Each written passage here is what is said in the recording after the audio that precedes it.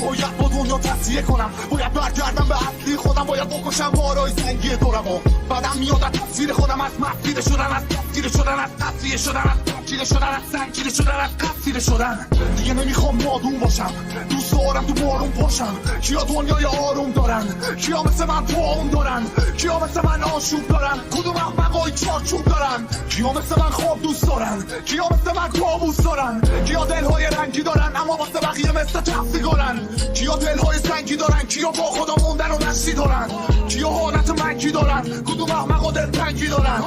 کیا مثل من میمارن توی درد میبارن مثل مرد میمارن.